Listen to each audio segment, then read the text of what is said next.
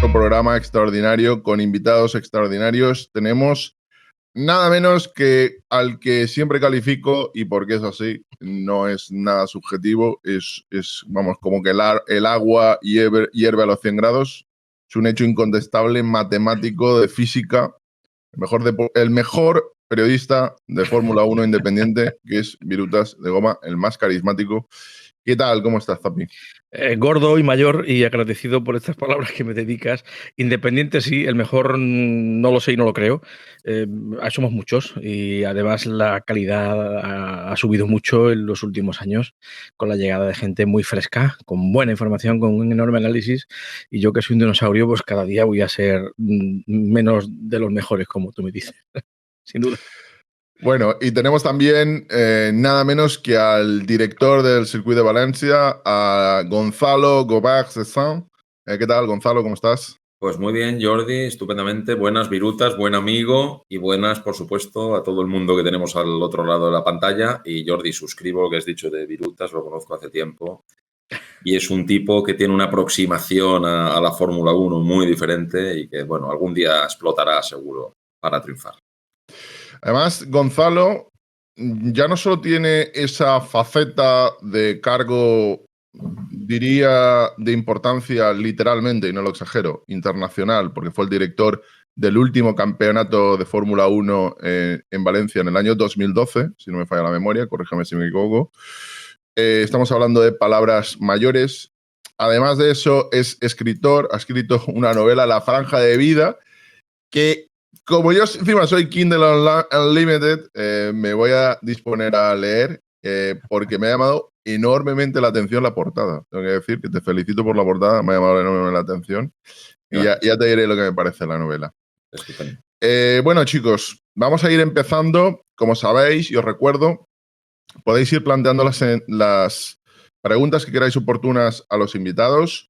Hoy vamos a hablar de Fórmula 1, vamos a hablar de deportes de motor, vamos a hablar de negocio, porque repito, Gonzalo es economista además, y dentro de un deporte, y como dice Virutas, tiene esa frase, casi que es el marchamo, como marcamos a las reses ahí, como marca a la Fórmula 1 es, según Virutas, es un deporte envuelto en un negocio, ¿no? Encerrado en un negocio, correcto. Encerrado en un negocio. Sí, así es. Entonces, vamos a empezar exactamente por el principio, o por antes del principio, Gonzalo. ¿Cómo empieza la Fórmula 1? Bueno, esto empieza el automovilismo, antes lo has dicho muy bien, los deportes del motor, pero bueno, concretamente el automovilismo empieza con los franceses. Y los franceses, cuando empieza a ver es apasionante la historia del origen del automovilismo, cuando empieza todo el run de los fabricantes de coches y se empiezan a producir los coches en serie y todas esas tecnologías que ahora tenemos, baterías, coches diésel, 2 tiempos, 4 tiempos, etc., eso ya fue inventado en el siglo XIX, pero bueno, lo que decía, cuando los franceses empiezan con la primera carrera y hacen un París-Rouen y lo gana un conde y va a 19 kilómetros por hora de media, y lo importante es que lo organiza un diario, ¿no? Le Petit Journal. Pero es que después organizan una segunda carrera y era un rally París-Madrid.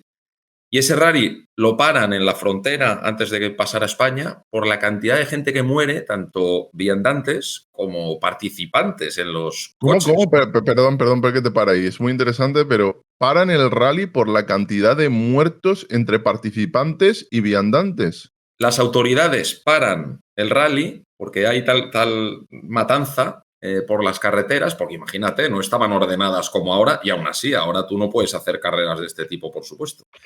Y ahí se inventa los circuitos cerrados, vamos a decir, los circuitos de velocidad, porque claro, dicen, bueno, esto hay que cerrarlo, hay que cerrar un anillo, y al principio pues el Le Mans original tenía 80 y pico kilómetros y luego fueron reduciendo hasta los estándares que tienen los circuitos de hoy en día, ¿no? Que son entre 4,5, 5,5, 6 como máximo, algo así, ¿no? Pero es que sigue avanzando y ya os digo, es apasionante, hay libros sobre el tema, pero tú vas leyendo y dices, bueno, aquí el sistema que tienen con todos los paneles para informar a los pilotos, etcétera, de todo esto Si la primera carrera que os digo fue en 1905, creo, pues los paneles se inventan en el 1920. Pero es que el primer Gran Premio donde no se determina la parrilla por sorteo, luck of a draw, como dicen los ingleses, fue en Mónaco 1933 o algo así, que es una cosa bastante cachonda, ¿no? Y los deportes del motor y el automovilismo va evolucionando de tal forma que, bueno, y además con cosas que lees, tú, si lees un poco del tema, dices, bueno, hubo una época que se llamaba Fórmula Libre. Y Fórmula Libre era un sistema donde había libertad total para introducir mejoras en los coches o tecnologías. Imaginaros eso hoy en día. Hoy en día que las regulaciones en Fórmula 1 son muy estrechas y aún así las diferencias son brutales. Fijaros, tenemos un Red Bull o Mercedes en su día o quien sea que reinan durante 3, 4, 5 años con una, digamos, legislación, por llamarlo de alguna manera, con un reglamento técnico muy estrecho. Imaginaros cuando era Fórmula Libre, ¿no? Cuando se introdujo el motor trasero, pues fue el mid-engine, que dicen los anglosajones, pues eso fue una revolución y ganó un montón de carreras hasta que todo el mundo lo copió, ¿no? Bueno, etcétera. Y como bien has dicho, Jordi, y la charla se llama Negocio y Motorsport o Negocio Deportes del Motor, pues claro, hay que hablar de un personaje fundamental en los deportes del motor, que es Bernie Ecclestone. Bernie Ecclestone, sí, hay una serie fantástica que se llama Lucky en Perdona, pero a mí me recuerda tanto al personaje de Sucesión de HBO. A mí Sí. yo es que he conocido gente que tiene mucho dinero. Y en general, lo hablábamos fuera de antena, Gonzalo y yo, en general tiene una dureza, especialmente si no lo han heredado, ¿eh? El que lo ha heredado, pues es otra película. Pero si, aunque fueran de familia bien, lo que han hecho es explotar en ingresos, llegar al tope, son personalidades que algunos los calificarían casi de tiburones, literales. Tiburones, tíos duros, tíos como una piedra. A la Fórmula 1 se le llama el Piraña Club, el club de las pirañas, ¿no? Porque sabes que es más peligroso que una piraña en un bidet. ¿Por qué? Porque ahí el más torpe tiene una aleta de escualo en la espalda porque sabes que te va a morder. O sea, como te descuides 3 minutos, se ha dado el caso de gente brillante, gente sumamente inteligente, gente muy preparada, que han llegado a la Fórmula 1 se los han devorado. Te puedo contar el caso del que fue director de la escudería Toyota. Toyota estuvo en la Fórmula 1 del año, si no recuerdo mal, 2009, estuvo 9 años, no ganó ni una sola carrera, enterraron una pasta monumental y entonces al tipo al que pusieron a cargo de esto no era un hombre de las carreras, era un tipo que se llamaba John Howett, que era el director regional de Lexus en la zona Asia-Pacífico. Era el que vendía, bueno, era un alto directivo del grupo Toyota. Toyota tiene una marca de lujo que es Lexus, una marca estupenda, con unos coches fenomenales, que se venden muy bien en todo el mundo, que le han echado la pata a coches de calidad, como son los Mercedes o los Audis en algunos mercados, en Estados Unidos, por ejemplo. Hubo un tiempo que la marca con más fiabilidad del planeta. Correcto, porque los tíos, los de Toyota se dan cuenta de una cosa, y es que los coches Toyota son coches muy buenos, pero son coches de tipo medio. No son coches tirados de precio baratos, ni son coches muy buenos, y el que se gasta 100.000 euros en un coche dice, oiga, yo no quiero tener el mismo coche que tiene un empleado de mi empresa, tengo que llevar algo mejor. Entonces se dan cuenta de esto y entonces explotan, inventan la marca Lexus, lo mismo que hizo Honda con Acura, lo mismo que hizo Nissan con Infiniti, o lo que hizo, por ejemplo, Mercedes con Maybach. Hay un momento que Mercedes ya más se dan cuenta de que no pueden y entonces inventan esa marca. Entonces, ¿qué ocurre con Lexus? Bueno, pues tienen que poner a alguien a dirigir el equipo de Fórmula 1 y como no tienen a nadie cercano y de confianza que se haga cargo, que sea de las carreras, que sea un tío metido en los circuitos, ponen a John Howett. John Howett era el director comercial, un tío del marketing. Entonces, el marketing de Toyota era excelente, pero la gestión de una escudería deportiva que tiene más de empresa tecnológica o de military camp, ¿no? Que parece que es una cosa casi militar, pues resulta que al tío se lo comen por los pies. Se lo comen por los pies, que aquello termina cuando quiebra cuando abandona Toyota la Fórmula 1, los empleados le hacen una fiesta de despedida. Venga, vamos a brindar la amistad, el compañerismo y todo esto. Entonces le dicen, señor Howard, le hemos preparado a usted una sorpresa. ¿Qué sorpresa habéis preparado? Usted va a pilotar un Fórmula 1. ¡Coño! ¿En serio? ¿De verdad? ¡No me jodas! Sí, en el parking. ¿Sabes cómo acabó? Pues obviamente, pues estampado contra la tapia de la fábrica. Estampado contra la tapia de la fábrica, porque el tipo no es que no se le hicieron adrede. Esto le pasó a algún emperador, ¿eh? Ya en las carreras de caballos. Sí, correcto, Alerón. Y entonces, ¿qué ocurre con John Hoggett, el hombre? Que el tío, como gestor de una marca de coches, era un tío excelente, un tío muy bueno. No tengo yo mala imagen de esto, no se sabe que eso haya sido de esa forma. Y sin embargo, el tío, pues primero, como piloto de Fórmula 1, era muy malo, evidentemente. El día que se estrella contra una tapia. El coche, pues lo dejó hecho un higo. Y como director de escudería, pues me imagino que los empleados estarían contentos porque cobraron lo que tuvieran que cobrar, pero no tuvo los éxitos que la inversión de dinero, de pasta que metieron allí, pues merecía como respuesta o como retorno de lo que allí tenía que haber pasado, que no pasó. Seguro. Me gustaría, si te parece bien, y no me olvido del tema de Eccleston, porque quiero preguntarte después por él, pero Gonzalo, has hablado de un tema que para mí está enormemente, diría que evitado en los deportes de motor, y que la gente no entiende la dimensión. Los deportes de motor son deportes más peligrosos a lo largo de la historia y así lo han sido que el boxeo. Ha habido más muertos, porque lo que no puedes comparar es tienes que comparar el número de licencias, número de participantes con muertos. Si uno cuenta rallies, carreras de motos, carreras de Fórmula 1, que es otro tipo de coche que el de rallies y es un circuito, estamos hablando de un deporte muy peligroso. Históricamente muy peligroso, en algunas épocas mucho más peligroso que ahora. Y te tengo que preguntar, como director de un circuito y como alguien que tiene un cargo, diría, importantísimo, de los que se puede encontrar información tuya si uno googlea, ¿cómo aborda un circuito el tema de la seguridad? Bueno, pues es facilísimo, Jordi. Nosotros estamos a las órdenes de tanto FIM como FIA, Federación Internacional de Motociclismo y Federación Internacional de Automovilismo. Ambas federaciones están en contacto con los grupos de trabajo.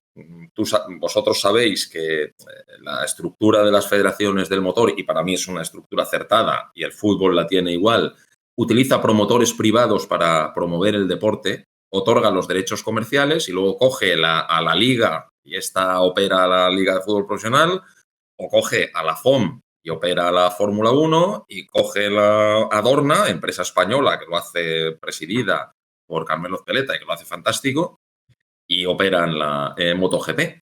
Y entonces normalmente todas las decisiones que toman la federación las consensúan con Dorna, por ejemplo, en las motos, y con la asociación de pilotos, ¿no? Y cuando van a introducir novedades. Y, por supuesto, todas las mejoras de seguridad que se introducen en los circuitos, pues vienen impuestas por las federaciones. Y es algo, Jordi, que no se discute porque, en fin, nosotros hemos tenido bajas en el circuito, todos los circuitos las han tenido, y realmente cuando hay un accidente es una bomba en el paddock, afecta a todo el mundo, afecta a los miembros de los equipos, por supuesto a las familias, pero también a los sponsors, y es algo que no se puede permitir. Eso debe quedar en primera fila, ¿no? Y entonces, sigo, no solo son los circuitos, aquí todo el mundo está involucrado, ¿no?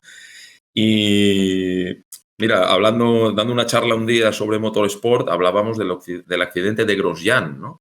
El accidente de Grosjean es un ejemplo perfecto del tema de la ley de Murphy, ¿no? La ley de Murphy dice, si A más B más C más D más E, todos esos se juntan en un accidente, puede acabar siendo fatal, ¿no? Y este no fue fatal porque, siendo un accidente en un sitio donde no se esperaba, donde abrió una bionda que no se esperaba, donde ocurrieron una serie de cosas, por los avances en los materiales, los guantes que llevaba y el mono y el balaclava, por la visera que llevaba en el casco, por la formación de los comisarios, que el primer comisario primero llega muy pronto y llega con una pick-up, con un sistema de extinción de incendios, y ese comisario que iba en ese coche le habían dado un curso sobre extinción de incendios para dónde atacar un incendio de gasolina. Etc, etc, etc. Y enlazas todo eso y entonces dices, buen trabajo. Un Grosjean que hace 5 años, bueno, 5 años, el accidente fue hace ya 3 o 4, ¿no? Pues un Grosjean que el mismo accidente 5 o, por supuesto, 10 años atrás, seguro que habría fallecido, se habría dejado la vida en esa Bionda, no falleció. Y la seguridad no solo es una obsesión, sino que ya se ha convertido en un tema, si queréis, jurídico, ¿no? Jurídico de responsabilidad, ¿no? Y ahí me meto con las ayudas electrónicas que llevan tanto la Fórmula 1 como MotoGP. Esto lo hemos hablado a veces por gente de la industria, ¿no? Y entonces, y bueno, pues seguramente con Zappi alguna vez también, ¿no? Tú te pones a hablar y dices, oye, los Fórmula 1 antiguos eran muy difíciles de conducir. Había muy poco piloto que fuese capaz de llevar esos coches. Se enroscaban fácilmente, en fin, se iban, supiraban, sobreviraban mucho más fácil. Tal. Vale. Pero ahora prima la seguridad. Yo no veo ninguna federación ni ningún promotor de carreras que se atreva a tirar esa electrónica hacia atrás. No sé si me explico. Entonces, claro, esto, y de alguna manera, a lo mejor, solo a lo mejor, hace el deporte no más aburrido, pero quizá con todo eso lo hace más fácil, ¿no? Y quizá es difícil de valorar lo que voy a decir. Pero quizá ahora un piloto de Fórmula 1, obviamente todos los que están allá arriba son buenísimos, esto no lo discute nadie, pero quizá los de antes, a lo mejor de los 20 que tenías en Fórmula 1, solo habían 10 con las manos suficientes para poder exprimirlos de la manera máxima, ¿no? Y, en fin, lo que me acabas de decir, entonces nosotros estamos a la seguridad en los circuitos, nosotros todos los años tenemos revisiones, de cuando en cuando tenemos una obra de mayor envergadura, cualquier modificación en el trazado se pasa por las federaciones para su aprobación antes de tocar nada y, en fin, para nosotros también es una obsesión, lo último que queremos es un accidente grave en nuestro circuito, claro. Zappi, seguro que quieres añadir algo sobre esto. Sí, yo sé que además... Es que me parece importante, Jordi, cuando me invitaste a hablar del negocio del motorsport, estamos hablando de Fórmula 1, estamos hablando de Fórmula 2, Fórmula 3, categorías inferiores, pero dentro de la misma escala. Estamos hablando de MotoGP, que es muy importante. En España tenemos 4 grandes premios. Hemos visto accidentes de motos terribles. No quiero recordar alguno histórico con fallecidos. Correcto. Y ya no entremos ni siquiera en los rallies cuando se sale un coche y se lleva parte del público. Te va a dar un dato. Mira, este dato es de hace 3-4 años. Federación Internacional de Automovilismo, que tiene sede en París y tiene también sede en Ginebra, Suiza. Tiene sede allí por una cosa muy larga de explicar, básicamente por un tema legal. París es Europa, es Unión Europea. Correcto. Pero Suiza es un país neutral. Entonces, en parte, por cuestiones legales, básicamente legales, también fiscales, tiene sede en Suiza. Tengo amigos que han trabajado en la sede suiza de la Federación Internacional de Automovilismo y un amigo me dijo, prefiero pagar el suplemento de comprarme cojines de IKEA en España a comprarlos allí porque cuesta más caro comprarlo allí en el IKEA de Suiza. Claro. Fíjate cómo es el tema. Jordi, mira, cuando me invitaste a trabajar, a plantear esta historia, tenía claras varias de las respuestas que te iba a dar ante preguntas que me ibas a hacer. Siempre me sorprendes, siempre me descolocas, pero hay una que es fundamental. Una respuesta a una pregunta que no me has hecho, pero no quería avanzar en esta historia sin aclarar muy bien cómo funciona los circuitos, porque con esto es con lo que se van a comprender otras cosas que van a llegar después. Me vas a permitir durante 2 minutos intenta explicar cómo funciona no un gran premio, que después lo podemos hablar, sino un circuito que es the home of the speed, ¿no? Donde se corre. Esto es muy importante. Es muy importante comprender, la gente entiende esto de las carreras cómo se hace. Siempre hay un organizador, siempre hay unos participantes y siempre hay un circuito. En España tenemos unos 20 circuitos donde pueden entrar coches a correr, no karts, karts, ¿no? Coches, turismos, monoplazas. Hay 3, 4 grandes circuitos que son Cheste, Montmeló en Cataluña, Motorland Aragón, Jerez en Andalucía. Jarama está cerca de estar por ahí, pero por diversos motivos no puede ser utilizado en competición como se usaba antes. Y después de esos 4 o 5 circuitos de nivel alto, hay unos 15 de nivel inferior por homologación, por seguridad, por posibilidades, por extensión, por una serie de condicionantes que hace que pues ahí pues no vaya la Fórmula 1, pero van la Fórmula 3, la Fórmula 4, van motos, no van MotoGP, pero van las Superbikes, hay otra serie de escala. Y es muy importante explicar cómo funciona un circuito, y es una cosa que es bastante curiosa. Los circuitos, que es donde se genera la velocidad, tienen 2 partes, la parte del negocio y la parte de la velocidad en sí. La parte de la velocidad domina sobre ella las federaciones nacionales como prolongación de las federaciones internacionales, ya sean de automovilismo o de motociclismo, y esas federaciones lo que hacen es que ponen las reglas sobre las que se puede correr allí. Las vallas tienen que tener básicamente seguridad. Básicamente seguridad. Las vallas son de esta altura, la distancia de la escapatoria de la curva es tal, tiene que haber tantos extintores, tiene que haber una ambulancia, tiene que haber a mayor categoría, mayores especificaciones en este sentido. Pues una copa entre amigos, pues tiene una ambulancia. Pues un campeonato de España de no sé qué, pues tiene 3 y 6 médicos. Un campeonato internacional, pues tiene 30 médicos, 12 ambulancias, 6 bomberos y un hidroavión. Es un ejemplo, ¿no? Entonces, esto es básicamente la legalidad. Y después está la parte del negocio. Y la parte del negocio es una cosa muy sencilla y además me parece creo que es necesario explicarlo. Un circuito es básicamente como un hotel donde se hacen cosas, donde ocurren cosas, donde se hacen fiestas, donde se hacen despedidas de soltero, donde se hacen comuniones, donde se hacen bodas. Un 1 de enero, el circuito de Cheste, en nombre de Gonzalo Gobert, que está ahí con nosotros, el circuito de Calafat, el circuito de Almería, el circuito de Carmona, que se está en construcción, el circuito del Jarama, día 1 de enero, abre su persiana y alquila su asfalto a quien lo vaya a usar.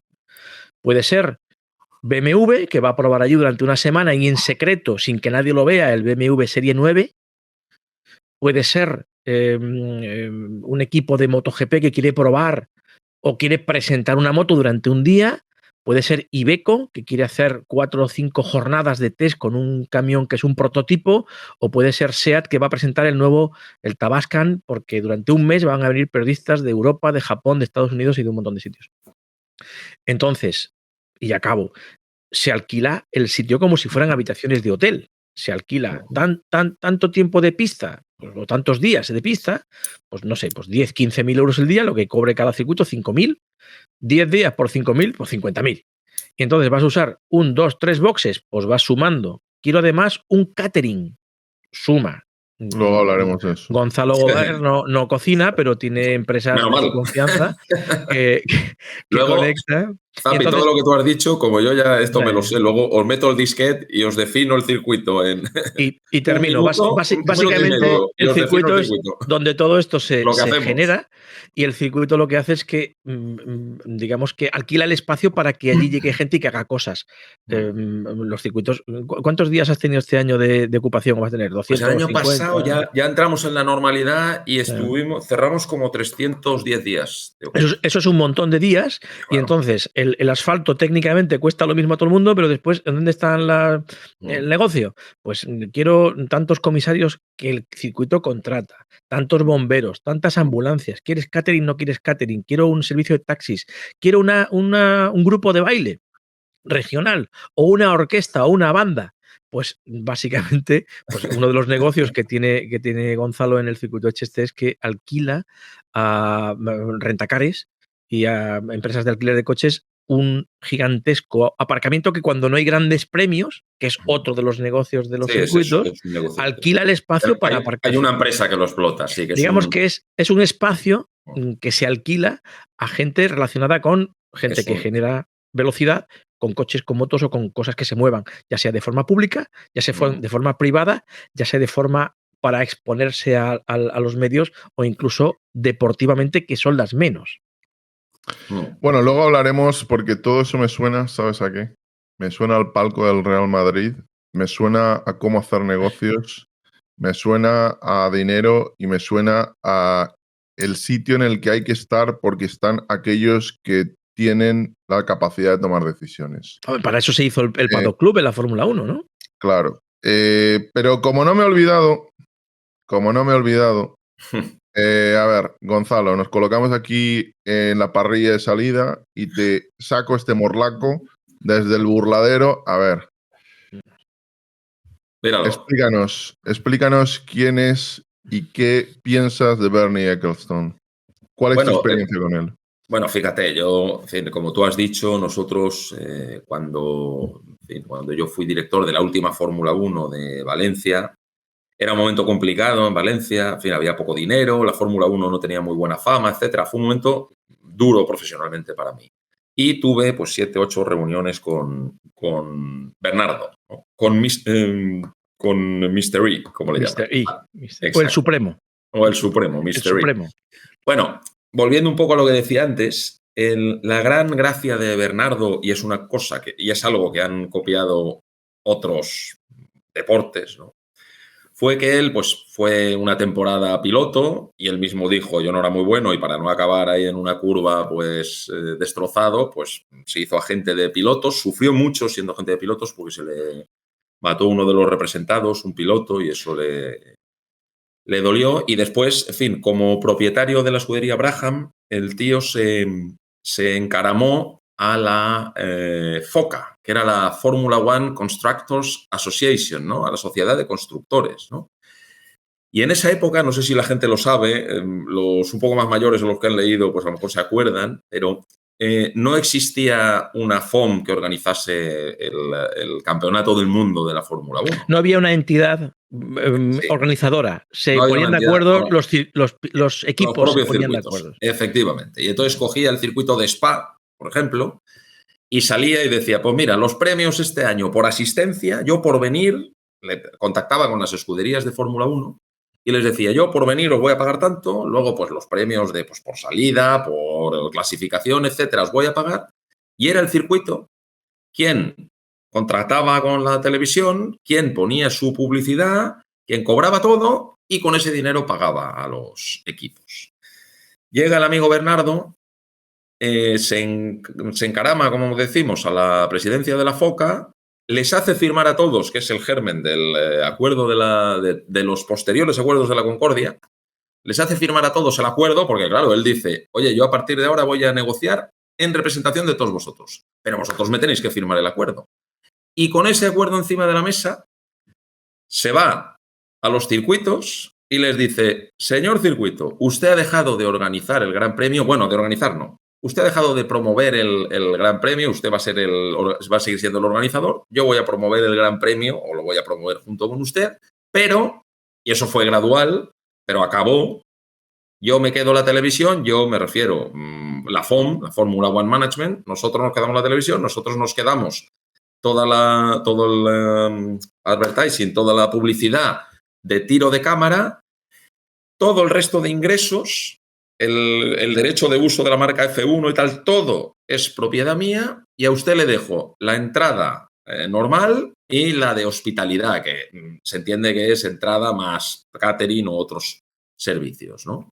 De esa forma, él genera una tarta mucho más grande de la que estaba generando hasta ahora el negocio, hace multimillonario, reconocido por ellos, a los grandes patronos de la Fórmula 1, pero él se hace multibillonario, porque no se sabe muy bien, parece que de forma medio opaca, pero él se llevaba un 30% o entre un 25 y un 30% de la cantidad que empezó a generar la Fórmula 1 y luego llegó el acuerdo de las televisiones a espaldas de los equipos y claro, él se hacía muchísimo, los equipos hicieron muchísimo dinero, pero él muchísimo más, ¿no? Y él reinventa en ese sentido el modelo de negocio de la Fórmula 1 y alguna vez que da una charla sobre este tema y tal, les ponía una diapositiva y les decía, mirad, de todo lo que hemos hablado, esta es la más importante. Y les decía, y comparaba la llegada de un circo a la ciudad con la llegada de la Fórmula 1, ¿no? Y lo que consiguió Bernie. Si va a un circo a la ciudad, pues normalmente paga una tasa, ¿no? Por ocupar un espacio, ¿no? Al ayuntamiento. A Bernie le pagaban no una tasa, una pasta alucinante. Si va a un circo a la ciudad, te dejan un descampado, ¿no? Un descampado y si tienes suerte, con un punto de agua y de luz y si no, apáñatelas. A Bernie exigía, y lo sigue exigiendo la Fórmula 1, pero es su modelo, un estadio o un recinto deportivo multimillonario y de una calidad extrema, ¿no? Etc. Bueno, y luego encima la promoción de las carreras se la hacía las marcas patrocinadoras y encima, para acabar con el paralelismo con el circo, algunos de los payasos no cobran, que ya es alucinante. Actúan sin cobrar. Que esto sigue ocurriendo en la Fórmula 1 y en las motos. Bueno, entonces, claro, él revoluciona absolutamente el mundo. Él era un vendedor de coches de segunda mano que, por lo menos lo pone en su biografía, que yo la recomiendo, es I'm Not Angel. Y en la biografía dice que él, aparte de otras lindezas, que él inventa como los concesionarios de coches, ¿no? Que hasta entonces, pues los concesionarios era como un taller y en la parte de delante tenías un coche nuevo o similar y él hace como una boutique, en fin.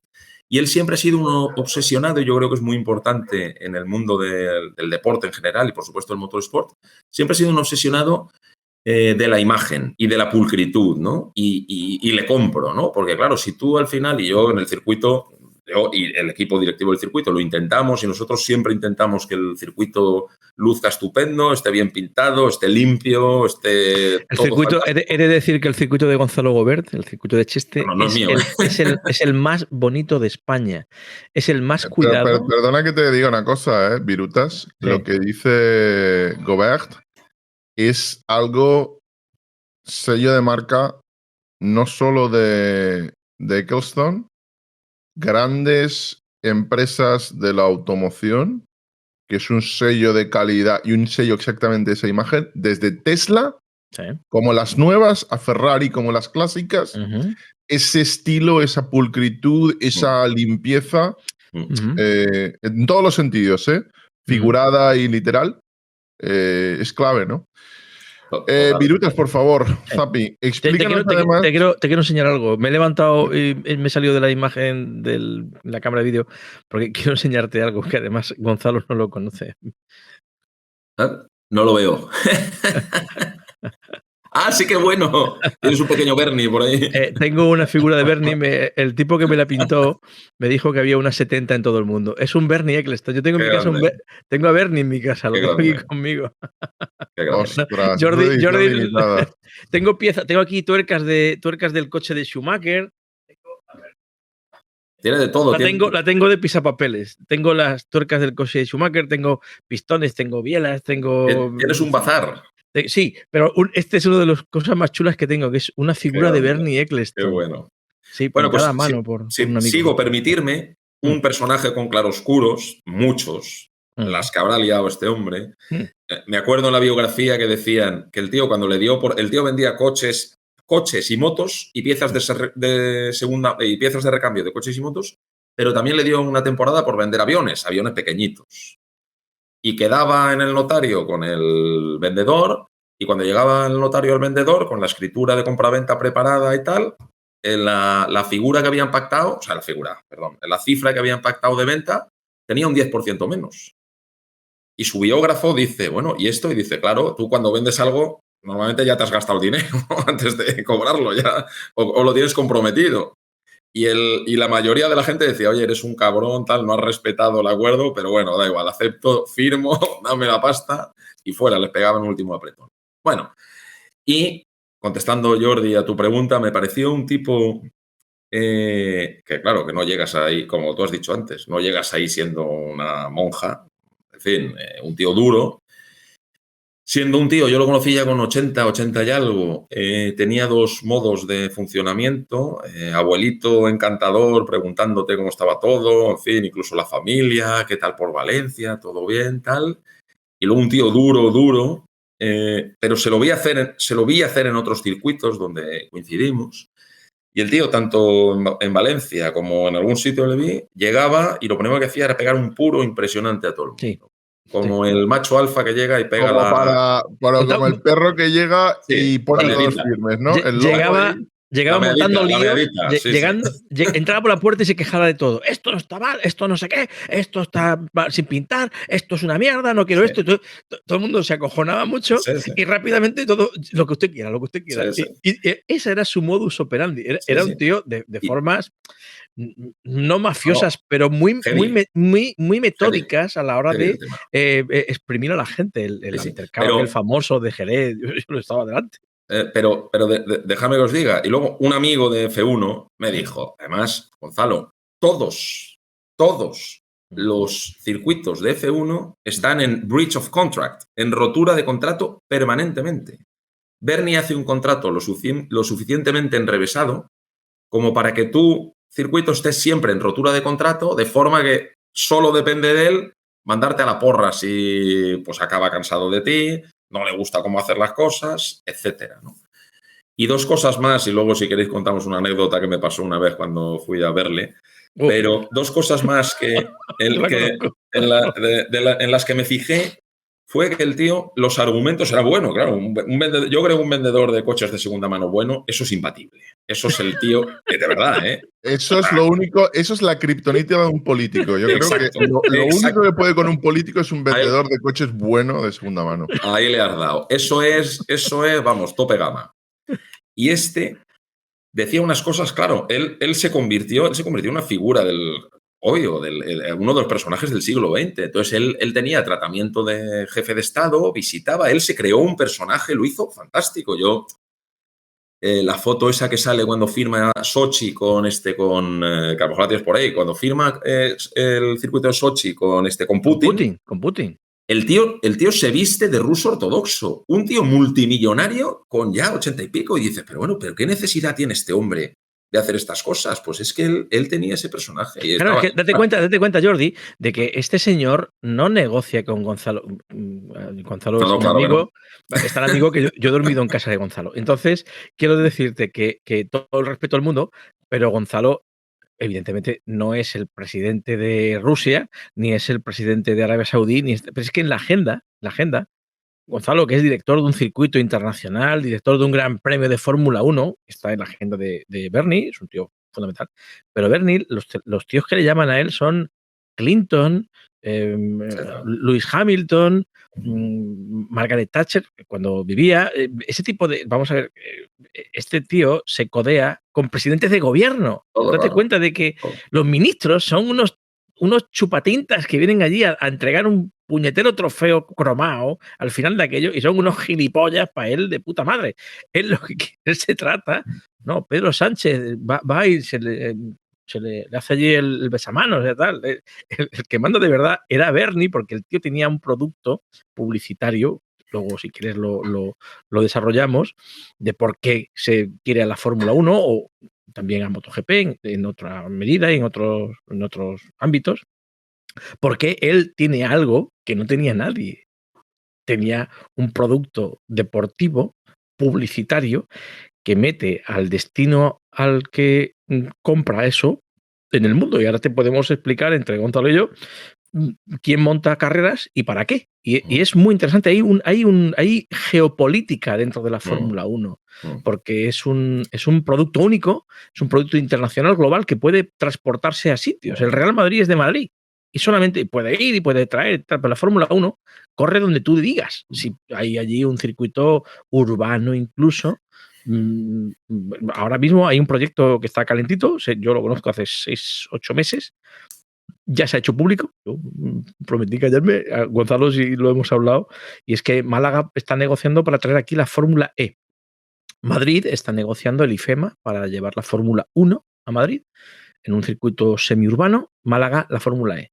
Málaga es una ciudad, no es una de las grandes capitales del mundo y le falta mucho para serlo. Pero si Málaga se mete a través de la Fórmula E en el imaginario público, eso tiene una serie de beneficios que después lo vamos a desarrollar si quieres. Tengo unos amigos mira, el director deportivo del circuito de Monza se vino a pasar una noche vieja a Málaga. Vino con unos amigos, vino con 2 amigos y 2 chicas. 2 chicas estupenda. Y 2 tíos fenomenales. Siempre las chicas, ¿eh? Siempre en el deporte de motor las chicas que no falten, perdón. Bueno, vinieron 5 personas a Málaga. Entonces yo le pregunté, digo, oye, Daniele Galviati. Daniele Galviati es el director deportivo del circuito de Monza, hace 3 o 4 años que ha dejado el cargo, y nació en la pista de Monza, nació en el circuito de Monza. Era el hijo del guardés de la puerta. Bueno, pues Daniele Galviati, él jugaba de niño pues, alrededor de Fangio, de Ayrton Senna, era su balón de fútbol, era la Fórmula 1. Bueno, pues le pregunté y le digo, ¿por qué has elegido Málaga? Y dice, teníamos 2 opciones, irnos a Oporto o venirnos a Málaga, porque hay vuelo barato, vuelo directo y tal. Y nos vinimos a Málaga porque dice, estamos hartos de escuchar al Málaga cuando el Málaga había jugado la Champions o iba a jugar la Champions League. Málaga estaba en el imaginario público. La Fórmula 1 no es ni más ni menos que un gigantesco anuncio publicitario. En fin, no hay más.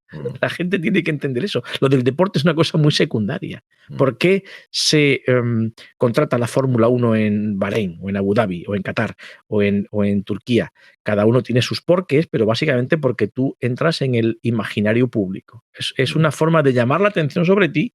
Y en Bakú, yo todavía en Bakú se corre de hace 6 o 7 años. Yo todavía no sé dónde puñetas está Bakú. No tengo ni puta idea de dónde está Bakú. Yo creo que eso no está ni en Google. Y sin embargo, se corre allí y pagan una locura de pasta para que el nombre de Bakú se conozca en el mundo, entonces ellos puedan vender su petróleo, sus bondades, su turismo, cuando nadie por ninguna razón tendría que estar hablando de un sitio que nadie sabe dónde puñetas está. Ese es un poco el secreto.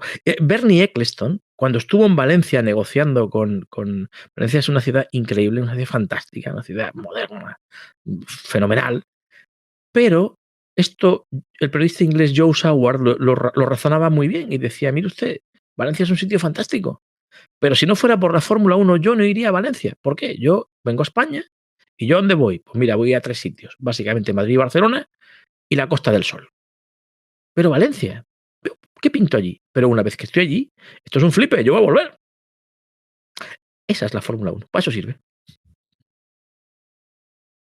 Bueno, me gustaría, antes de pasar al siguiente bloque, como no me he olvidado, Gonzalo, nos tienes que contar esa anécdota con Ecclestone que nos has advertido, nos has soltado la píldora ahí como si fuera un anticipo.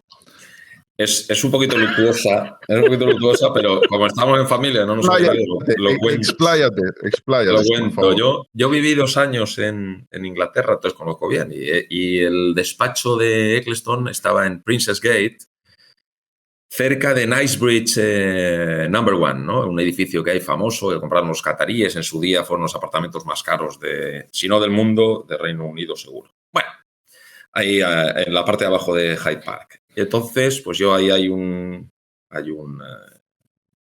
calle peatonal y ahí hay un italiano donde yo, en fin, bueno, yo iba a ver a Ecclestone y como yo había vivido en Inglaterra, tenía mis amigos y para no gastar para el erario público me iba a dormir a casa de algún amigo. Salíamos a cenar, tal, y al día siguiente pues me iba a ver a Ecclestone para hablar de los temas. Total, que llego una mañana y llegaba sobrado de tiempo y en el italiano que conocía esto cerca de Princess Gate, ya de su oficina, y yo con el trolley ya para luego directo al aeropuerto volverme. Pues me tomo un cafetito y me fumo un cigarrito, ¿no? Porque digo, bueno, aquí estoy tranquilo. Bueno, total, que me voy con el trolley al despacho de Bernie y entro ahí y llego a la secretaria y le digo, excuse me, hello, good morning, tal. Le digo, where's the toilet? Y tal, porque me entró un apretón impresionante. Total, que me dice, bueno, pues el toilet lo tiene usted aquí a mano izquierda, tal, justo ahí al lado de recepción, y entro en el baño. Y el baño, yo soy de Castellón, que es un sitio donde hay mucha fábrica cerámica, también lo cuento. El baño era de Cuéntame, azulejo de 10x10, que para que se acuerde la gente es el pequeñito cuadrado de color amarillo, todo limpio, en fin, bien, impecable, tal y cual, pero austero y bastante pasado, ¿no? Para la potencia del Bueno, total, que, en fin, eso, descargo, tal, hago lo que tengo que hacer, no sé qué, me lavo las manos, no me atuso el cabello porque no tengo, pero bueno, me lavo las manos, tal, abro la puerta y ahí estaba el icono del siglo XX esperando para entrar en el baño del que yo Salía y me iba a vender. Había dejado ahí un regalo. Había dejado un regalo de Kili Cuarto y el Bernie Ecclestone. Y de verdad que pensé, pero vamos a ver, este hombre, con la pasta que tiene y el pedazo de empresa que tiene, que con 200 empleados factura 1.800 millones de dólares, ¿qué necesidad tiene de venir al baño de aquí, de al lado de la entrada? Y de broma a mis amigos, cuando les contaba la historia, les decía, luego cuando entró en la sala, porque siempre me metía en una sala de juntas ahí de la parte de abajo de sus oficinas, llegó el tío con las gafas así de lado y el pelo todo revolcado de la entrada ahí al baño. Pues esa es la anécdota, pero... Yo quería añadir, es que me estoy partiendo de risa. Me imagino el tío allí que se encuentra a Gonzalo subiéndose los pantalones Horrible, y saliendo horrible. del baño. Imagínate, con nos la cogió atmósfera. manía. Bueno, y luego os cuento una cosa inaudita, ¿no? Yo lo que os he dicho, estuve 7, 8 veces con él. Y era una cosa impresionante, porque estábamos ahí intentando la alternancia con Barcelona, en fin, había ahí una tal, a ver, ajustando el canon, todo esto. Entonces llegaba ahí, se sentaba, hombre, ¿qué tal, Mr. Gobert? Tal, Mr. Gobert, tal, no sé cuánto, tal, todo esto, tal, bueno. Y el tío entraba con un trocito de papel, como una servilleta de bar y con un boli, y me decía, oye, ¿cuánto te dije la última vez? 30 millones o 40. Eso, 30, 40 eso es como una cosa alucinante. Dices, bueno, pero este tío lleva una multinacional. Mira, te quiero contar, Jordi, te quiero contar una cosa que igual Gonzalo no la sabe. Hay un mito, existe un mito, esto es un mito, es más una broma, una gamberrada. El robo del tren de Glasgow, años 60, cuando roban 2 millones de libras, 2 millones de libras de entonces son ahora 800. Que eran moneda usada. Moneda usada. El tren de Glasgow era el correo, era un vagón de correos que lo asaltan, le hacen parar ante un... Esto es un atraco de película. De hecho, hay películas.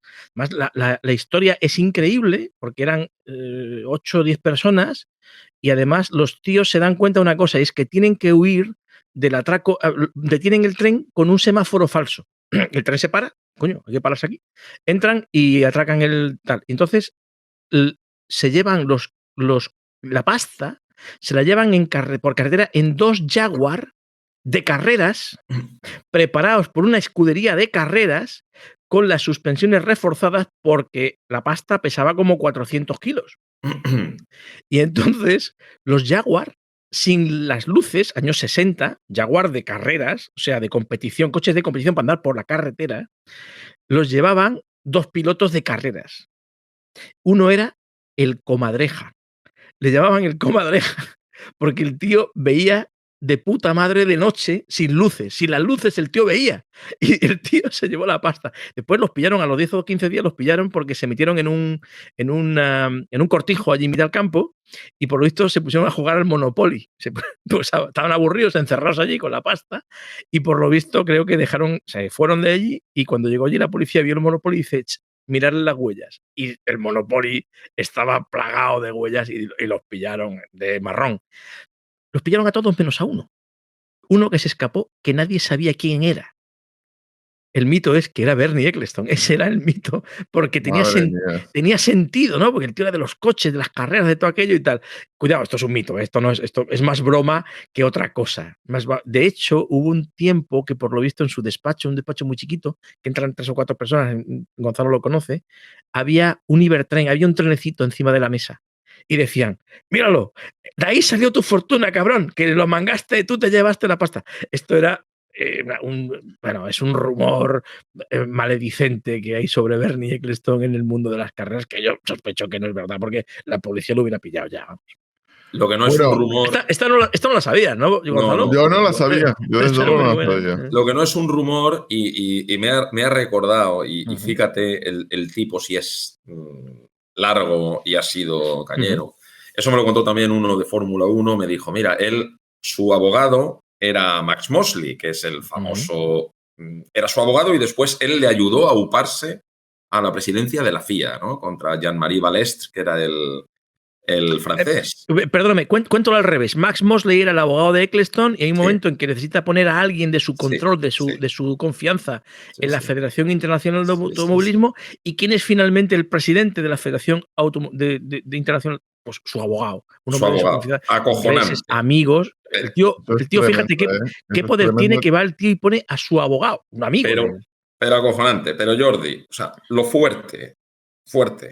Claro, Bernie va a vender otra vez, porque vendió y revendió la Fórmula 1 un par de veces o tres, bueno, y tal. Y entonces están en el interim ese, y claro, y el tío dice, oye, yo me quiero asegurar aquí la jugada y tener, en fin, los derechos comerciales de la Fórmula 1 por el suficiente tiempo como para que llegue un inversor y me dé lo que yo quiero, ¿no? Y entonces sale y llega a un acuerdo con su ex abogado y presidente de la FIA, con Max Mosley, y la FIA le vende a la Fórmula 1 los derechos comerciales por 100 años por 360 millones de dólares. Que dicho así dices, hombre, 360 millones de dólares, pero es que salen a 3,6 por año. Ese fue un truco que es que no pagan ni las pipas. Fue un truco que él aprendió, eso viene en su libro, I'm no angel, no soy un ángel. El truco era que cuando él compraba, él tenía un compraventa de coches. El tío vendía coches, pero también los compraba. Entonces el tío llegaba a un comprador a un tío que tenía el mismo negocio que él en una esquina de su calle, y el tío ve allí que tenía 12 coches. Entonces el tío llegaba y le decía, te los compro todos por 5.000 libras. Entonces el tío decía, ¿cómo? ¿Todos por 5.000 libras? Ahora mismo. Pero el tío después, si echaba cuentas, le salía que cada coche que tenía 10 era a 500 libras. Decía, echó el porras. Lo que pasa es que en mi vida voy a venderlo todo y por esa cantidad. Entonces el tío, ¿qué es lo que hacía? Su negocio era comprar muy barato. Y después lo vendía caro, evidentemente. Ese era su negocio, el negocio de Bernie Ecclestone. Bueno, me gustaría preguntaros además, antes de ir a la parte puramente en general de negocio, de resultados, del parné, de estar en negro o estar en rojo, me gustaría preguntaros por el paddock. Te voy a pasar ahora a ti la palabra primero, Zapi. Los circuitos como lugar en el que hacer negocios, los circuitos como lugar en el que ocurren las cosas y están aquellos que son, no en un país, en todo el mundo. Creo que todos hemos visto en circuitos a presidentes de gobierno, modelos, deportistas, estrellas de rock, todo el mundo. Imaginamos que hay una especie de catering, hay una especie de algo en el que ocurren las cosas que tienen que ocurrir como si fuera el palco del Real Madrid. Cuéntanos, aunque ya lo hiciste parcialmente en su momento, cuéntanos qué es esto en los circuitos. Bien, vamos a ver. Quiero explicar los básicos. La gente se sienta en su casa, pone la tele a las 2 de la tarde y ve a una jauría de coches de colores que salen disparados en el Gran Premio de Mónaco. Alonso, que está tercero, que va a pasar a ser segundo, Carlos Sainz con el Ferrari, el otro que se ha pegado una castaña en la primera curva de Santa Devota. Bien, eso es lo que se ve en la casa. Pero cuando tú vas y te metes dentro, no ya como un espectador en una grada que has pagado una entrada que te ha costado carísima y que hay que ver qué tal si está allí, qué tal. Pasan más cosas dentro, e incluso dentro del dentro también pasan cosas. El circuito básicamente tiene 3 partes. Parte número 1, la lengua de asfalto donde corren los coches. Parte número 2, la grada de donde se queda y de allí no pasa, pero ni un milímetro el público. Parte número 3, las interioridades que hay, que son los que hacen las carreras. Pero después está la parte económico-política de la Fórmula 1. Básicamente. También en MotoGP, pero ahí el peso pesado en este sentido es la Fórmula 1. La Fórmula 1 lo organiza una entidad, que es el Fórmula One Group, es la empresa, que es una empresa que está en Londres, que es propiedad a su vez de una entidad americana que se llama Liberty Media, son los propietarios. Una cosa es la propiedad Liberty Media, otra cosa es el organizador Fórmula One Group. El organizador, ¿qué es lo que hace? Yo organizo el campeonato. En el campeonato lo que hay yo organizo, la FIA regula la parte deportiva, están los circuitos y están los participantes. Los participantes cobran dinero al final del año, no exactamente así, pero cobran dinero de los premios. Los circuitos me pagan a mí para que yo lleve las carreras y después la FIA lo que hace es que regula el deporte y después yo hago ahí el negocio lo monto yo. Esto es resumirlo mucho para que se entienda con cierta facilidad. ¿Cómo los circuitos llevan allí la Fórmula 1? ¿Cómo llega la Fórmula 1 al circuito de Cheste? Si Gonzalo en algún momento dado lo solicita. La organización dice, vamos a ver, vamos a montar el calendario del año 2025. Faltan 2 años, vamos a montarlo. Creemos que podemos montar un calendario de 25 carreras. Este circuito tiene contrato, este tal, tenemos sitio para 3 nuevos. Entonces, hay 3 nuevos circuitos que quieren meterse ahí. Primero tienen que tener un circuito, ya sea urbano o permanente. Ese circuito tiene que estar homologado por la FIA, por la parte deportiva, y después ese circuito, la única forma que tiene de ingresar dinero es a través de las entradas, pero tiene que pagar, uno, la organización de la carrera, que cuesta, tirando por lo bajo, 1 millón de pavos si no hay público. Si hay público, hay que meter, vamos a ver, el circuito paga taquillas, limpieza, seguridad, accesos, hay un montón de servicios que tiene que abonar los comisarios deportivos en la pista, las ambulancias, los médicos. En un gran premio hay 60 médicos. Dices tú, ¿cómo que 60 médicos? Sí, para los pilotos hay 4 o 5, pero después hay gente que les pica un mosquito, que le entra una cagalera, que se han torcido un tobillo, una chica lleva unos tacones altísimos y se ha torcido un tobillo y tal, y tienen que ir tal. Uno que le ha dado un jamacuco y se la ha dado al corazón y se lo tiene que llevar un médico. Las ambulancias, todo eso lo paga el circuito. Y además tiene que pagar el canon, el fee que pide el organizador para llevar esto. El fee va desde los 5 millones que paga Mónaco hasta los 60 y muchos que creo que paga Arabia Saudí. Y entonces, ¿tú con eso qué te compras? Que la Fórmula 1 vaya a verte a ti. Tú eres el Gran Premio de Jordi, que está en, yo qué sé, pues en Antequera, Málaga, y dice, yo quiero montar aquí una carrera. Y dice, ¿tienes circuito? Sí, este. FIA da el ok, y después si tú pagas la pasta, allí te montan lo que tú quieras, sin problema. Y ya se pondrán de acuerdo ellos para montar su circo. Entonces aquí viene una de las grandes claves de todo esto. ¿Quién quiere tener carreras? Quiere tener carreras, uno, los circuitos clásicos de siempre, Silverstone, Montmeló, Monza, Mónaco. ¿Por qué? Porque está dentro de la cultura, dentro de la sociedad, dentro del negocio, porque hay una tradición, porque hay una grada siempre que está siempre llena. Primero, los circuitos tradicionales.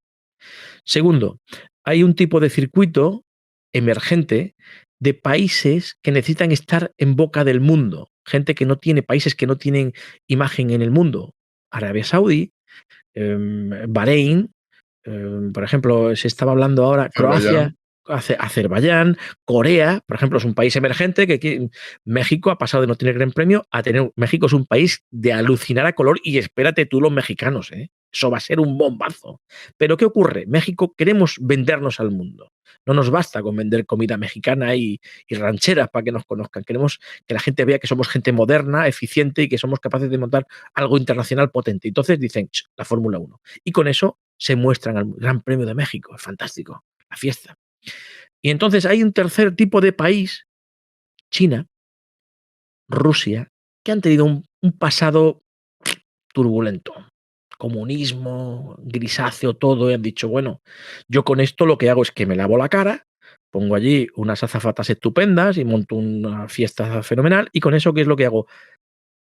Lanzo mi producto visual y me meto en el imaginario público internacional a base de que la Fórmula 1 me venga. Hay una cuarta tipología muy reciente que es lo norteamericano. Lo de Miami, lo de Las Vegas es otra cosa. Es un mega peta turbonegocio de una cantidad de pasta obscena en base a que montan un espectáculo donde en medio hay unos cochecillos que están corriendo y demás. Pero eso ya sale de todas las escalas. ¿El negocio qué es? Básicamente, los promotores pagan y tú llevas tu circo allí y tú sales en todos los medios del mundo. ¿Cómo se obtiene el beneficio? Pues mira, prácticamente todas las carreras técnicamente son deficitarias si tú comparas lo que tú ingresas con las taquillas y lo que pagas a cambio de recibirlo. Gran Premio de España, Montmeló, creo que me dijeron que estaba alrededor de los 32, 35 millones de euros. ¿Y eso quién lo pagan? Lo pagan los promotores. La Generalitat, Ayuntamiento de Barcelona, Ayuntamiento de Montmeló, fondos del propio circuito. ¿Y cuánto venden en entradas? Pues mira, el taquillaje no lo sé, pero desde luego no va a cubrir esa cantidad. ¿Qué ocurre? Las entidades públicas lo pagan y lo pagan con gusto. ¿Por qué? Porque el aluvión de gente que viene, los hoteles llenos, los bares, los restaurantes, el IVA recaudado con eso y el golpe de efecto global y planetario en forma de publicidad vale 10 o 15 veces más. Ese es el negocio. Gonzalo, te pregunto lo mismo y yo no sé hasta qué punto puedes dar cifras. Supongo que algunas serán públicas. Bueno, Es un, es un negocio, por ejemplo, la Fórmula 1 o los deportes de motor, ¿sabes? Bueno, no estoy diciendo nada que sea un secreto. Eres valenciano, sabes que generó una enorme crítica eh, la Fórmula 1 en Valencia. No solo la Fórmula 1, vimos también críticas en otros grandes eventos como cuando a Madrid aspiró a los Juegos Olímpicos. ¿Es una máquina de perder dinero o es una máquina de generar dinero de forma indirecta? Bueno, como siempre, en todo hay grados, ¿no? En fin, yo puedo hablar de MotoGP, por ejemplo, nosotros en la sociedad que opera el circuito pierde dinero con MotoGP porque vendiendo todo, ¿eh? Nosotros nos pasamos, pues con MotoGP hemos tenido un ciclo muy exitoso y hemos colgado 9 billetes en 5 años, pues 3 veces, y el resto ha sido 97% aforo, 90 y pico, en fin. Y vendiendo El Gran Premio de Valencia de MotoGP es uno de los grandes premios más exitosos de la década. y más, sí, Eso, y más que vaya, populares. exacto, de los más, porque siempre el cierre, además, está al final de la temporada. Sí. Es que creo que el trabajo que hace Gonzalo Bueno, es el poco, equipo y su sí, equipo claro, es menos encomiado de lo que se dice. pero ahí es todo nuestro trabajo, que por supuesto, el equipo y todo lo que hacemos, pero bueno, el circuito que es con forma de estadio, eso es una maravilla. El clima hace mucho y ahí hay una atmósfera muy buena. Pero bueno, contestando, y gracias, Tapi, pero contestando a lo que decía, a la pregunta de Jordi, al final, pues como la vida, no todo es blanco o negro, ¿no? Nosotros encargamos a Milgram Brown, que es una multinacional demoscópica, para tener un estudio pues, fidedigno. En año 2013 no hemos encargado otro porque estamos esperando una ampliación del circuito para encargar el siguiente para ver la gran diferencia. Pero bueno, encargamos un estudio sobre la repercusión económica en el entorno del circuito, ¿no? Entendido el entorno amplio, ¿no? Hasta Valencia y donde llega la Mancha, ¿no? Y entonces realizaron más de 800 entrevistas durante el Gran Premio de ese año a la gente. Y el resultado de esa encuesta salió que la gente que venía al Gran Premio se gastaba unos 40 millones de euros de 2013, que ahora, en fin, si solo con la inflación y con los 10 años que han pasado, pues supongo que habrá subido bastante. Claro, si tú coges eso, dejando aparte el tema de la repercusión del nombre de Valencia, etcétera, y el empleo inducido, solo la generación de IVA de esos 40 millones de gastos que genera el Gran Premio de gasto en la zona, solo la generación de IVA serían 8 millones de euros, en fin, y de forma directa te diría hasta 8 millones de euros de pérdida, ni perdemos, ¿no? Con los impuestos generados, ¿no? Pero bueno, al final, como te digo, es un balance. Yo creo, cada vez más los políticos en general, no hablo Comunidad Valenciana, en todas partes, ellos ya, cuando va gente con un evento, ya piden un estudio de repercusión y un ROI, como dicen los anglosajones, Return on Return on Investment. investment. Claro, ¿cuál va a ser el retorno de la inversión? Esto, en fin, cada vez está más trillado. Y lo que decía Zapi, que es un tema así, antiguamente, salvando las pequeñas diferencias, bueno, la Fórmula Indy, la NASCAR en Estados Unidos, Super Fórmula Japán, en fin, Superbikes antes, que ya no, en Holanda, Inglaterra, etcétera. Hoy en día, si tú quieres llevar a gente a los circuitos, tienes que llevar Fórmula 1 o MotoGP. No veo nada fuera de eso, no sé tú, A ver, Zapi, perdona. Quiero parar ahí la jugada, como si fuera baloncesto. Eh, Sé que, por ejemplo, los rallies, no lo sabemos todos, aunque lo sepa yo, lo sabemos todos, no se corren en circuitos cerrados. Pero es que en Europa, porque en Estados Unidos estamos hablando de la NASCAR, sería otra película. Pero lo que sería Europa o lo que sería España, fuera de MotoGP y fuera de la Fórmula 1, en un circuito no hay nada ni los... ¿cómo se llama esta? La Fórmula 3000. ¿Cómo se llama bueno. esta estos coches tan peculiares? Tú sabrás, Pirutas, perdón, pero este no es mi negociado. Todas estas carreras, entre comillas, mucho más secundarias, ¿eso no atrae a nadie? Pregunto. Atrae a gente, pero no el público masivo. Aquí estamos hablando de llenar la instalación. El fin de semana del Gran Premio de Motos, nosotros albergamos a veces más de 100.000 personas. Eso es mucha gente y además es un evento de 3 días, viernes, sábado, domingo. Viernes normalmente Es que, vienen... Jordi, tienes que entender una cosa, sin ánimo, siempre estoy interrumpiendo, lo siento. 100.000 personas, son 100.000 personas que pasan 2-3 días, que ocupan hoteles, que ocupan camping, que comen, que beben, que consumen, los taxistas se vuelven locos, los restaurantes no dan abasto, hoteles, hay gente que tiene que dormir a 150 kilómetros, entonces... Hay un beneficio durante 2-3 días, con independencia de lo que se beneficie desde el punto de vista publicitario, hay un movimiento de economía que si eso pasase 2 o 3 veces al año, hay empresas que todo el año están esperando que ocurra eso, porque el 60% de su facturación la hacen ese fin de semana. Sí, pero lo que está diciendo Jordi, pero ya no en España, está ocurriendo en todo el mundo. Todo el mundo quiere Fórmula 1 y MotoGP, y esas hay dos. Cuando todo el mundo quiere un producto, inflación de demanda, burbuja, sube el precio. Porque, claro, la Fórmula 1 ha estirado los fines de semana. La Fórmula 1 hacían 18 fines de semana antes. O pasaron a 20, tal, ya estamos en 23, creo. Mucho más allá no te puedes ir. Porque ya el nivel, primero, de estrés de toda la estructura y de trasladar todo el material de unos circuitos a otros, claro, puedes estirar la goma, pero... yo no creo que quepan muchos más. Esta es mi opinión. Vale. Entonces, lo único que puede regular la oferta es el precio. Entonces, el precio no va a parar de subir. Y mi interpretación, y fijaros, y encima con países, yo recuerdo, y os acordaréis, Indianápolis 2005, el fiasco de Michelin, que las gomas no, por seguridad, no les dejaron correr y fue un fiasco, no les devolvieron el dinero de las entradas a los espectadores de Indianápolis. Y Estados Unidos dio la espalda a la Fórmula 1 durante unos años. Michelin se gastó el año siguiente 60 millones de euros en comprar entradas para la gente. Claro, pero espera. Pasamos de eso a una situación donde la Fórmula 1 empieza en COTA, ¿vale? En el Circuit of the Americas, en Texas, pero es que ahora ya ha entrado Miami y viene muy duro Las Vegas. Solo Estados Unidos se va a llevar 3. Y intentando contestar a tu pregunta, Jordi, esta es mi interpretación, ¿eh? Yo no he visto los números, pero claro, yo no he visto los números, yo no he visto el balance. Pero yo he visto el precio de venta de las entradas. El precio medio en Miami son, creo, 600 pavos. 738. De 738. Bueno, precio medio.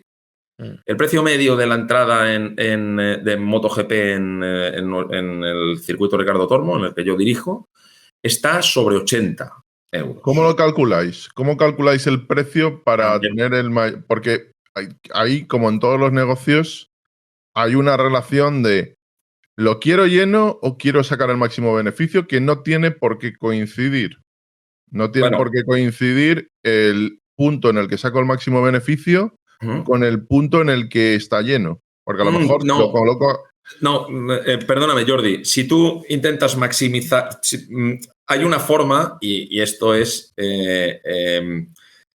habría una forma... nunca nos hemos querido meter en eso. Alguna vez lo barajamos, ¿no? En sacar un sistema de subasta, como los aviones, ¿no? Y entonces a ver, yield management.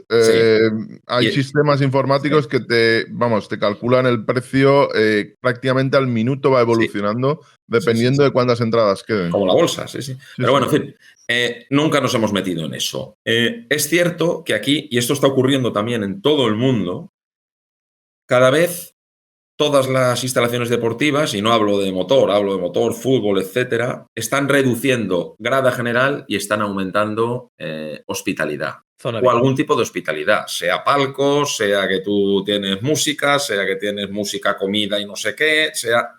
En fin, esto es un proceso en el que nosotros también vamos incidiendo poco a poco. Pero contestando a tu pregunta, Jordi, nosotros siempre hemos intentado respetar algunos precios populares para que el que quiera venir, si se la compra con anticipación, que pueda venir, ¿vale? Pero a partir de ahí nosotros, claro, intentamos maximizar la rentabilidad de la instalación y nosotros hemos ido subiendo los precios paulatinamente de las gradas y sobre todo de los VIPs, que entendemos que es el producto estrella y el que tiene más margen de crecimiento de precio, y por ahora lo ha aceptado. Pero lo que te estaba diciendo, entonces, tú me preguntas rentabilidad y te digo, bueno, nosotros con el estudio que tenemos de repercusión, nosotros entendemos que el evento sigue siendo rentable. Y lo que más importante para mí, hay consenso. Todos los grupos, todos los grupos políticos, toda la gente y la sociedad valenciana quiere y aprecia el Gran Premio de motos. Pues estupendo, esto es una cosa que va perfecta. Vale, y vuelvo al tema económico. Yo creo que los americanos a la Fórmula 1 le estarán ganando dinero. Y creo que serán los únicos. Y salió publicado, yo no he visto los números últimamente, pero por ejemplo Silverstone, que lo lleva el club el British Drivers Association, que es un club privado, estuvieron a punto de abandonar la Fórmula 1 y de dejarla.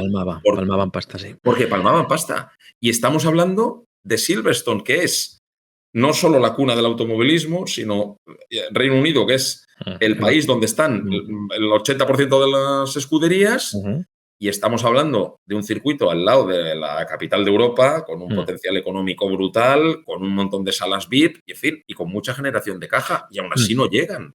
Por lo que acabo de decir, Jordi, al final, si tú tienes un producto y lo quiere todo el mundo mundial, pues entonces yo, cuando te voy a renovar, te digo, oye, te voy a subir al canon X cientos de miles o X millones de euros. O lo aceptas o me voy a otro lado. Y claro, es difícil quedarse sin. Sí, mira, hay que explicar una cosa que a lo mejor la gente desconoce. Cuando tú te compras una entrada de la Fórmula 1 o de MotoGP, hay un escalado de precios. Entonces te puedes comprar en admisión general lo que se llama la Pelús. ¿La Pelús qué es? La parte más chunga de cualquier circuito, que es la parte que no está ni siquiera cubierta de cemento o asfalto u hormigón. O sea, no hay un asiento para ti. Lo que hay es un descampado con césped, tú te tiras allí, si quieres te llevas una neverita, una sombrilla, si la ley del deporte te lo permite, que creo que el mástil de la sombrilla no se puede entrar en un estadio deportivo, algo así, ¿eh? ¿No, Gonzalo, no es así? Creo que con el mástil de la sombrilla... Algunos, depende de la punta. El puntiagudo de metal, ese en teoría no se puede. Sí, los palos de las banderas ya no pueden ser palos, tienen que ser como de goma o de goma espuma para que no le puedas atizar con eso a nadie. Entonces, ¿qué ocurre? Eso es la Pelús. Pelús, eso valen 50 euros, 80. En la Fórmula 1 pueden ser 120, 130, creo que vale. En Montmeló. Hay sitios donde cuesta más barato y sitios donde cuesta más caro. Pero si te fijas, efectivamente lo que dice Gonzalo es muy interesante y una observación muy inteligente. Los estadios de fútbol modernos, entre la parte alta y la parte baja de la tribuna, tienen siempre el palco del Real Madrid. Pero esto es una tendencia que va cada vez más. ¿Por qué? Mira, la Fórmula 1 te vende entradas de pelús, de tribunilla, de tribunaza, de grada principal y VIP. Y entonces la VIP ya no te cuesta 130 pavos. Te cuesta lo que se llama, la Fórmula 1 monta una especie de restaurante. Esto te lo he contado en alguna otra charla, Jordi. La Fórmula 1 en el edificio de boxes, encima de los boxes, por norma general suele ser allí, monta una carpa gigantesca de lujo total y absoluto, alucinante. Es un restaurante que es propiedad del organizador. Con él aproximadamente factura el 10% de la facturación. Normalmente, mira, el año pasado... si es el 10% de la facturación, no tiene pinta de que sean bocadillos. Yo te digo. Hay 2 o 3 sitios donde no lo monta la Fórmula, lo montan otra gente, pero con chavaos con la Fórmula 1. Y entonces, esa especie de carpa para unas 3.000 o 4.000 personas, creo que es de capacidad, depende del circuito, depende del tamaño. La entrada básica en el sitio más tirado, más tieso, son 5.000 pavos. Creo que la entrada en el restaurante carpa, sí. La tirada para los tiesos, por ejemplo, como yo, 5.000 euros. Hay un escalado de precios, pero hay después, por ejemplo, en Mónaco no se venden. Y para los que no son tiesos, 5.000 pavos, para aquellos barata, que pueden permitirse algo más. La barata 5.000, pero te vas a Abu Dhabi son 12. ¿Por qué en Abu Dhabi la gente de Abu Dhabi, el abudabireño de toda la vida, no quiero ser despectivo, el señor árabe, el morito de allí y tal... El que tiene mucho dinero, básicamente. No, el de a pie, el currito de a pie, ese no va a la Fórmula 1, ese no sabe ni lo que es.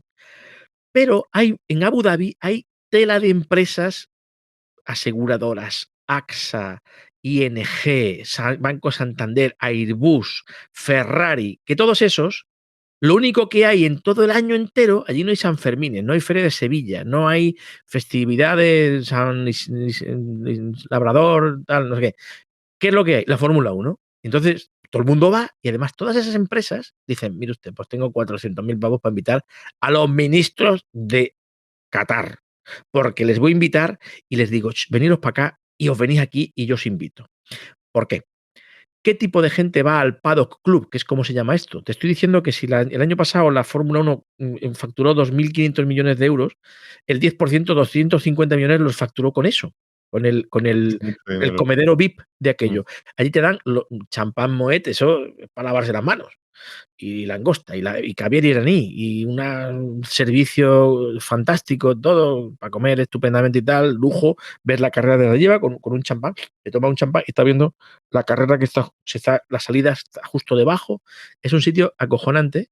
Entonces, ¿qué ocurre? ¿Qué tipo de gente va ahí? Uno, van los ricos, van grandes empresas que llevan a sus invitados, pero ¿qué ocurre? Imagínate que Virutas, en vez de hacer los articulillos que hacen todo esto, las graciasadas, vende Ferraris, o vende yates, o vende villas en Marbella. Entonces yo pago 5.000 pavos por entrar, pero yo llego allí y me cojo una taza de champán, y me bebo un champán con Bernie, me bebo un champán con Bernie y me encuentro ya a Bernie. Mucho networking veo ahí, ¿eh? Correcto, Mucho correcto. Entonces, ¿qué ocurre? Yo le digo, oye, Bernie, tú tienes yate, ¿no? Dice, no. Te estoy hablando de gente que es ministro de Qatar, que es el presidente de Iberia, que es el vicepresidente de Microsoft, que es el tío de Apple o que es el de Facebook, el Zuckerberg. Y le digo, oye, Zuckerberg, tú tienes en Marbella, ¿te gusta Marbella? Oh, Marbella, no sé qué. Tú tienes casa allí, ¿no? Dice, no, que tú no tienes casa en Marbella, tú tienes que tener una casa en Marbella, tío. Tú no tienes una casa en Marbella. Y un Ferrari, y una lancha. Yo te los vendo. Entonces resulta que yo ese día he vendido 4 chalets en Marbella a 4 millones de pavos cada uno, y entonces los 5.000 pavos que yo he pagado por entrar allí es calderilla. Y entonces eso es el que vende jets privados, el que vende. Uno de los grandes negocios que hizo desde la Fórmula 1 Emilio Botín fue que no solamente patrocinó a Ferrari. Ferrari entonces pertenecía al grupo FCA Chrysler, que ahora es Stellantis. FCA Chrysler vende coches.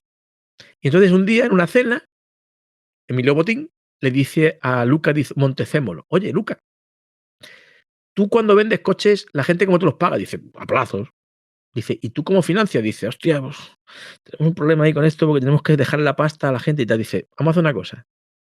Yo te voy a financiar la compra de coche. Entonces, en Estados Unidos, cada vez que tú te compras un coche del grupo FCA Chrysler, ahora Stellantis, estamos hablando de Dodge, Chrysler, Ram, Fiat, Maserati, Ferrari ahora está deslindado, pero forma un poco parte del grupo. Tú te vas a comprar un Ferrari a plazos en América y tú firmas un papelillo que dice, tú vas a pagar todos los meses 6.000 pavos al mes, las letras. Y al final del papel pone Banco de Santander. Banco de Santander América, creo, Santander América. Eso es la Fórmula 1. Eso es el palco del Bernabéu. Eso es el networking que se crea en un sitio VIP donde va gente VIP. Y es lo que dice Gonzalo. Mire usted, a mí la gente de a pie me gusta y me cae bien y es necesaria. Esto suena, Virutas, te lo voy a decir directamente, ¿eh? Esto suena a estar mirando por un agujero a las manos que manejan el mundo, ¿eh? Bueno, correcto. Es que la gente, el tipo de gente que va a esto, date cuenta de que en los sitios. Claro, porque ¿cómo los segmentas? No puedes segmentar determinados productos en un anuncio en YouTube o en un anuncio Bien, pero una página web. El comercial que va ahí a hacer networking, ese no vende anuncios para Google, ni vende coches baratillos. Vende yates y vende jets privados. Mira, Airbus te hace el ACJ, que es el Airbus Jet Comercial, no sé qué tal, es un Airbus A320 que te lo venden para que tú te pases tú, no para que te lo compre Ryanair, sino para ti. Ese avión vale 120 millones de pavos. Entonces tú eres un árabe rico del petróleo o un rico del petróleo tejano o el dueño de Twitter, el Elon Musk y entonces tú dices, pero tío, tú con la pasta que tienes, ¿cómo tú no vas a tener un avión de esos? coño, tío, ¿cómo va? Y tú ahí metido ahí en una... Y dice el tío, venga, pues me lo compro. Porque tiene pasta para reventar. El Steve Jobs, si va un día a eso. Y ahí el tipo de gente con la que coincide, pues es ese tipo de peña. Bueno, chicos. Yo creo que ha llegado el momento en el que tenemos que pasar a vuestras preguntas. Podéis ir planteando aún más, porque además creo que el programa está siendo muy, muy interesante. Recordad para aquellos que habéis llegado tarde que estamos con el gran Virutas de Goma, con el gran Zapico, y estamos también con Gonzalo Gobert-Cessin. Y vamos con la primera cuestión de Juan López. Con la pujanza de Asia y Estados Unidos, ¿es posible que Europa, la cuna de la Fórmula 1, se quede con unos pocos gran premios emblemáticos y el resto se vaya para esas zonas anteriormente mencionadas? Lo que has comentado, la inflación y del cambio de, oye, hay habas contadas, 2025, y hay muchas ciudades en el mundo. Pues rotundamente sí. Sí. Pero sí. un sí como un piano, y además esto pues no acaba de pintar del todo bien, porque Asia tiene pinta de ser muy pujante en el futuro, como ha dicho la persona que nos pregunta, Estados Unidos también, y las tecnologías que están adoptando y el nivel de renta, y aquí tenemos pinta de que nos vamos a quedar un poquito paraditos y eso va a afectar en todo, y por supuesto grandes premios pues nos va a afectar, sí. Sin duda. Perdona que te adapte la pregunta a ti, Virutas. Adapte esta pregunta del público y te pregunte algo relacionado con lo que dice. ¿Podría permitirse la Fórmula 1 dejar de correr en sitios emblemáticos como Mónaco? De un día para otro, sin problema alguno. Mónaco es un sitio muy especial porque es una ley no escrita, es un dicho, es un rumor. 2 de cada 3 contratos se firman en Mónaco. Mónaco es muy especial, es el último sitio donde se dejaría de correr seguramente. Pero esto es un negocio. Esto es un negocio y punto. O sea, olvídate de todo lo demás. Todas las demás connotaciones, el rollo histórico, el valor, que si Silverstone, que si su madre. Si los de Silverstone no consiguen la pasta, en Silverstone no se corre. Fin. No hay más. Eso pasó en Alemania. Alemania, BMW, Audi, que vuelve a la Fórmula 1, Porsche, Mercedes, que ha ganado. Mercedes ha ganado 8 títulos seguidos y en Alemania no podía Mercedes enseñar sus triunfos ante su público nativo, donde hace la mayor parte de su negocio. Bueno, la mayor parte de su negocio. Mercedes es una empresa global que vende 2 millones de coches, 2 millones y pico largos. Pero en su país de origen, con pilotos alemanes, no podía enseñarles a su público porque el circuito de Alemania no pagaba la pasta y allí no se iba. Entonces, eso se cambia de un día para otro, sin problema ninguno. Eso no hay ningún, y menos ahora que los dueños, aquí hay 2 cabezas rectoras, la del negocio y la del deporte, que básicamente se suele poner de acuerdo con los del negocio si se arreglan. Todo esto se puede arreglar, pero la clave es el negocio. Y si el negocio funciona, todo lo demás es secundario. Sí. Déjame apuntar una cosa más, Jordi. Y encima, y tiene toda la razón Zapi, y yo compro, justamente has dicho Mónaco, sería el último en salir, pero encima hay un que ya hemos comentado, hay un tema que va en nuestra contra, y es el time frame, como dicen. Claro, ya con 3 carreras en Estados Unidos y con muchas en Asia, los horarios europeos empiezan a no ser mayoritarios. Y eso, si sigue, se puede al final acabando volviéndose en nuestra contra a lo bestia. Porque claro, llegará un momento que llega la Fórmula 1 y dice, oye, aquí ya me están siguiendo el campeonato en su horario los asiáticos y los americanos. Y yo, para que lo vean los europeos a las 2 de la tarde, como siempre, empieza a ser incómodo. Y entonces empezaremos con la gincana, porque claro, entonces empezarán, bueno, o las hacemos por la noche, o por la mañana una hora rara, o en fin. Y esto va en nuestra contra también, no solo es la pasta. Hay un elemento extra es un elemento sociológico, y es ¿quién llena la grada? Los pobres no, los ricos son pocos. ¿Quién llena la grada? La clase media. Si la clase media se empobrece, la grada va a estar más vacía. Bueno, ¿cómo me deja esto claro? Algo que ya sabía. Es que el único idioma internacional no es el inglés y desde luego no iba a ser el esperanto, El único idioma internacional es la pasta, es el dinero. Y el alcohol también. El alcohol, ese es el segundo. Bueno, siguiente pregunta de monos del espacio. ¡Hombre! Zapi, ¿la crème de la crème se junta en Mónaco o es un mito? Pues mira, no, se junta de verdad, porque además, mira, vamos a ver, te voy a poner un par de ejemplos muy chulos. En el año 2000 y 2001, 99 y 2000, 99, 2000 y 2001, esos 3 años me parece, me queda muy nebuloso. Telefónica patrocina el equipo Minardi por mediación de Jaime Alguersuari, padre. Llevan a Minardi el patrocinio de Telefónica. Telefónica entonces, pues durante el año 2000 y 2001 estaba corriendo Margené. En el 2000 había Gastón Mazacane, fue el argentino que estuvo año y medio, estuvo casi 2 años, porque también tenía Telefónica, pues tenía intereses en Argentina y había, para que no fueran 2 españoles, ahí Alonso, esto es muy largo de explicar. El primer año que Minardi patrocinó a Telefónica, Telefónica fletó un Airbus de 120 pasajeros para llevar invitados al Gran Premio de Mónaco. ¿Cómo? Sí, para llevar VIPs, para que vieran cómo su coche quedaba el 14º, el 17º. Mi amigo Margené, amigo mío del alma, quedó fatal. Pero fíjate tú hasta qué punto de atracción hay ahí. Te voy a contar algo más.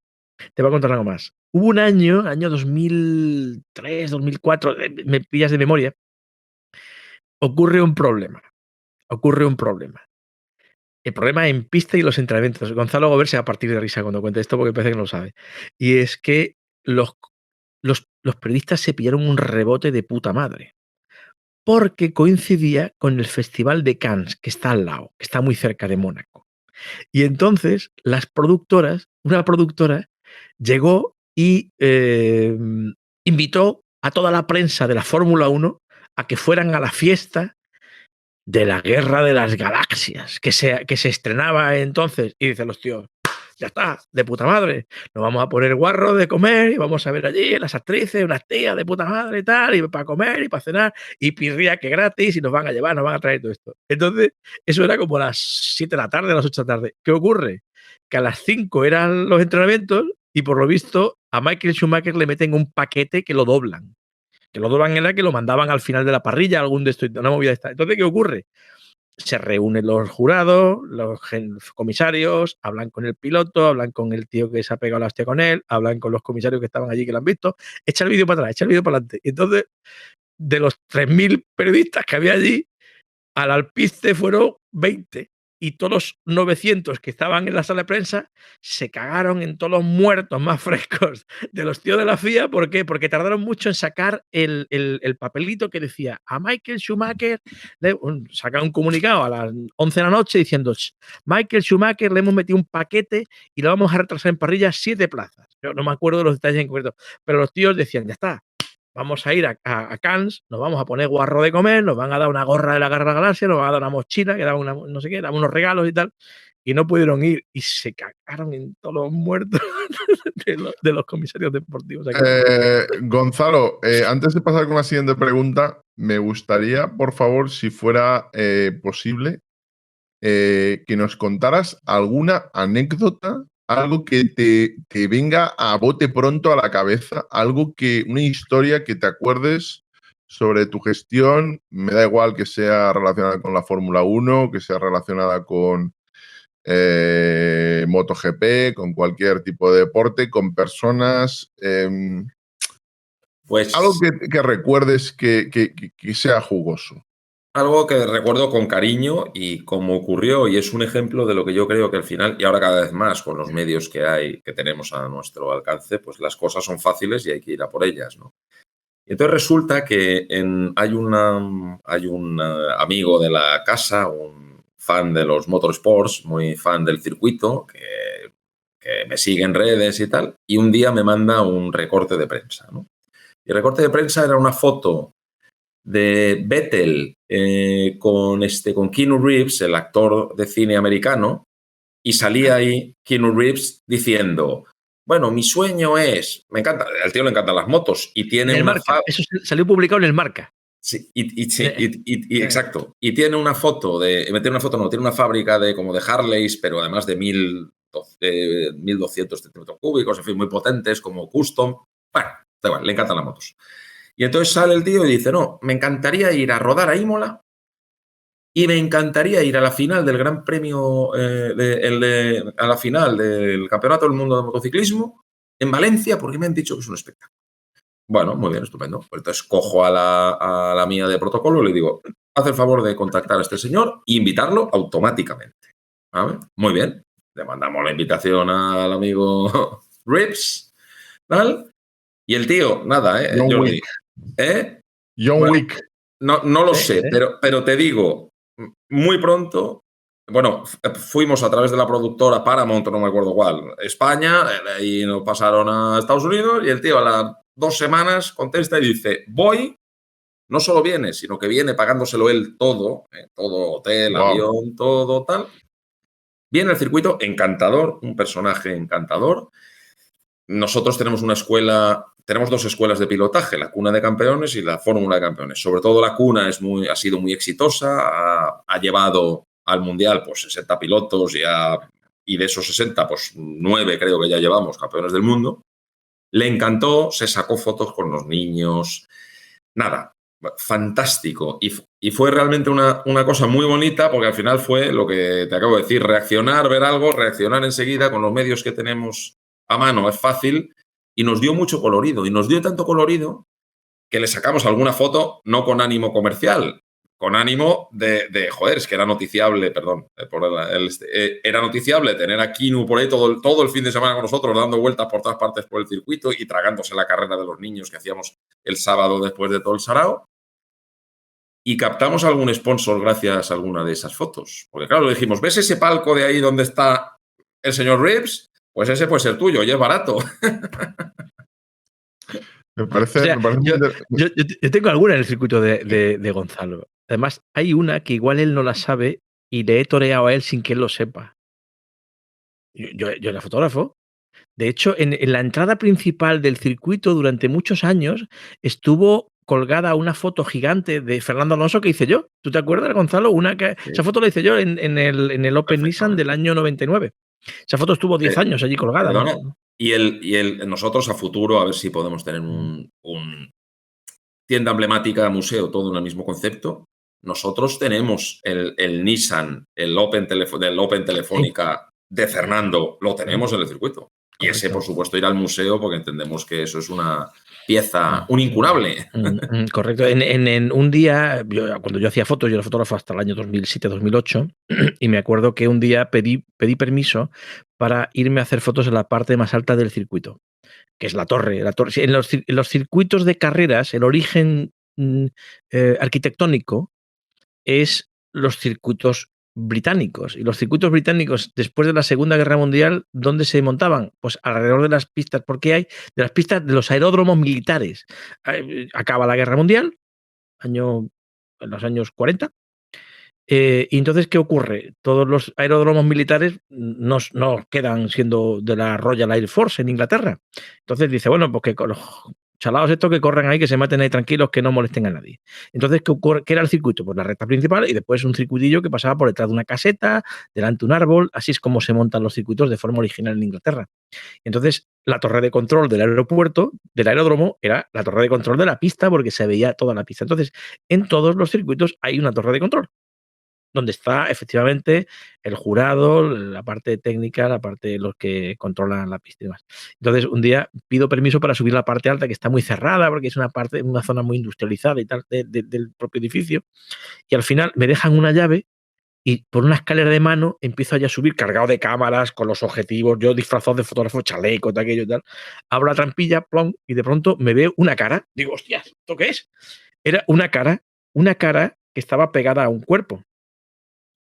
Y ese cuerpo estaba pegado a un uniforme.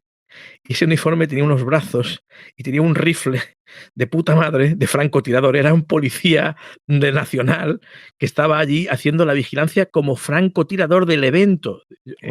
Había 2. Y dije, hostia, Claro, no, vamos a ver, yo cuando te dan unas llaves de un sitio así raro, pues tú te esperas allí que no haya nada, no sé, pues cañerías, unas tejas, un ventanal. Entonces, casi me caigo en la escalera del susto y era unos tíos de la Policía Nacional, los francotiradores de la Pues debió ser un año que viniese alguna autoridad, que ha pasado muchas veces. Que probablemente yo entré allí, el jefe había del allí Estado y, en fin, tíos, ministros. unos prismáticos estupendos, un rifle, tenían 2 rifles, tenían una serie de proyectiles, de balas encima de la repisa. Y yo hacía fotos, yo los miraba a ellos y ellos a mí. Decía, este tío, que hace el majara está aquí, y yo mirándolos a ellos, ¿no? Bueno, muy, muy menor. Vamos con la siguiente pregunta de Love Me Asaf. ¿Qué pensáis de la feminización del deporte del motor? Por ejemplo, Laia Sanz y otras que están por su sexo y no por su calidad. Bueno, a ver, chicos, por favor, casi me voy a poner la venda antes de la herida, pero sé que las últimas veces que ha estado Zapico siempre ha salido el tema del machismo. Ha habido correcciones, hemos visto como gente, parte de la audiencia ha expuesto comentarios de que estos son deportes, los deportes del motor perpetúan estereotipos. A ver, vamos a intentar, por favor, que no vaya la sangre al río.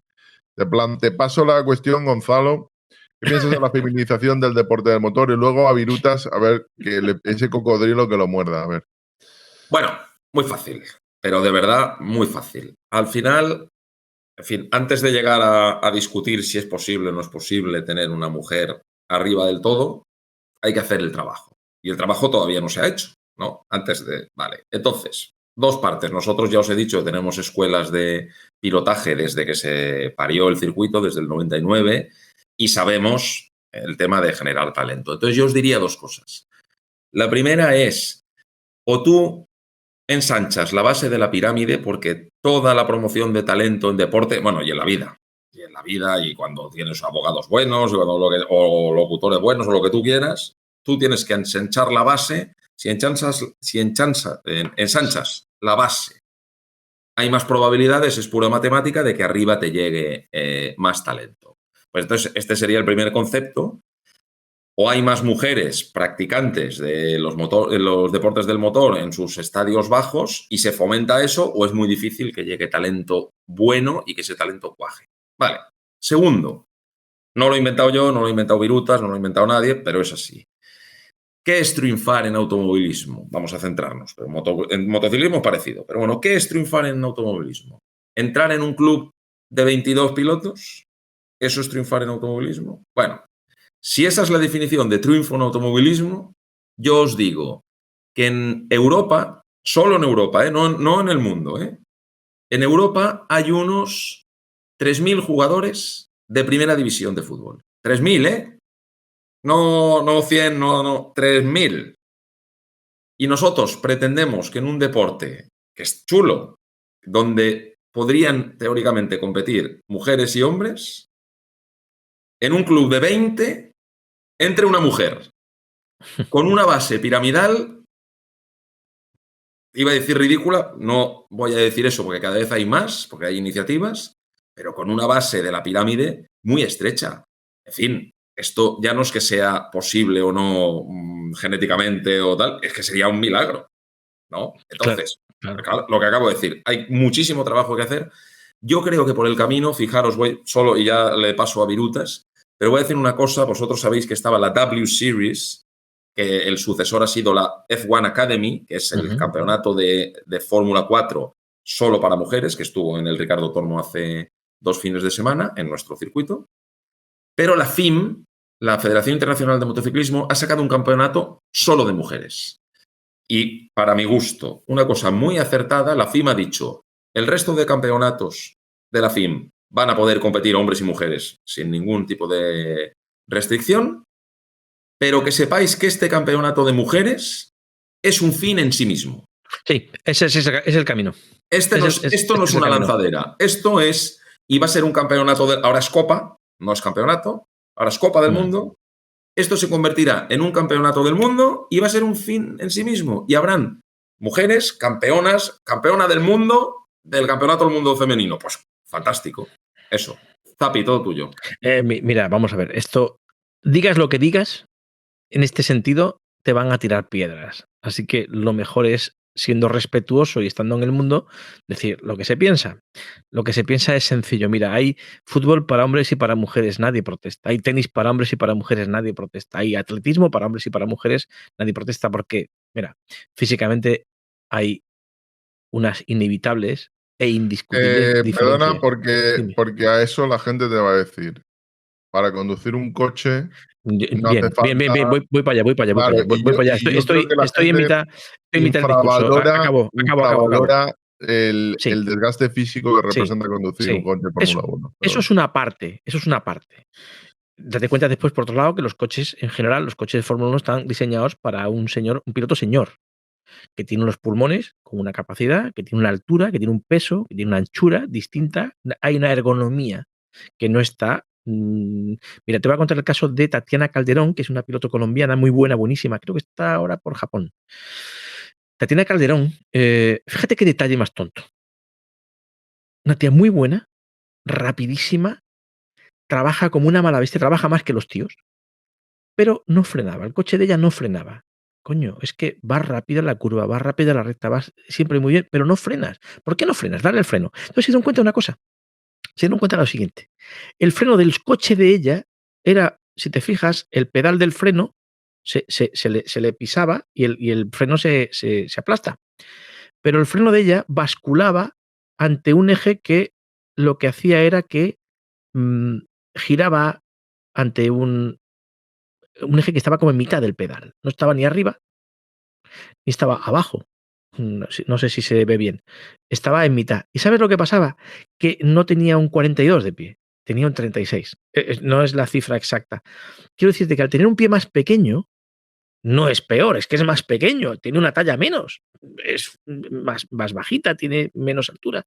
Pues ese pie resulta que cuando ella ejercía la mayor de sus fuerzas, lo que estaba era pisando una pieza que no empujaba el pedal de freno. Y entonces, ¿qué ocurre? Si le hubieran adaptado a su ergonomía, a su cuerpo, a su biología, ese pedal, ese coche sí hubiera frenado. De hecho, creo que fue la solución que encontraron. Y fue cambiarle la pedalera, porque no estaba pensada para ese tipo de uso, de esa forma y de esa manera. Fíjate qué tontería. Entonces entiendo, y termino ya. Las mujeres no son ni mejores ni peores, son distintas. Pero hay que tratarlas por igual. Esto no tiene ningún tipo de. No hay deporte más inclusivo, no hay muchos más deportes más inclusivos que el automovilismo. Ocurre que hay pocas mujeres interesadas. Es como las carreras de STEM. ¿Por qué periodismo son el 75%? Porque la judicatura son las que estudian esto. Porque les interesa más. Y esto, entonces, mira, hay un elemento muy importante que es la pasta. ¿Por qué hay menos? Porque cuesta muy caro participar de esto. Es que no encuentran el dinero. Entonces, cuando tú te vas, y yo esto lo he preguntado a la gente de la simulación de carreras de los simuladores, donde la componente económica desaparece porque es realmente barato, yo les pregunto, digo, ¿cuánto hay? Me dice, igual que en las carreras, el 5%. Y entonces, ¿qué ocurre? Hay un campo muy pequeño de donde sacar. No es que no valgan, es que hay muy pocas. Entonces, cuando hay muy pocas, entonces por eso entiendo que lo que dice Gonzalo, mire usted, para que se animen, para crear cantera, para que crezcan y para que salten y se las dé a conocer, pues tiene que haber algo de esto. Personalmente, a mí no me gusta, porque ya hace distingos, ya estabula. Mire usted tiene que estar con todos. Pero entiendo que si eso ayuda a sacar chicas para adelante, que crezcan y que terminen en la categoría donde están todos y donde tendría que estar corriendo, me parece perfecto, me parece fenomenal. Prefiero que haya eso a que no lo haya. Otra cosa es que yo Gonzalo, disfrute de eso sí. o me guste, ¿no? Que eso es distinto.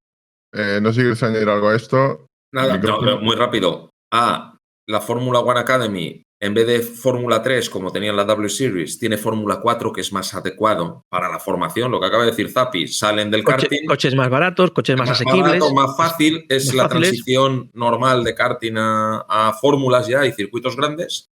Y B, con la evolución, antes hemos hablado de las ayudas electrónicas, con la evolución de los coches, nadie te dice que a lo mejor a futuro un Fórmula 1 sea un coche que pueda llevar un niño.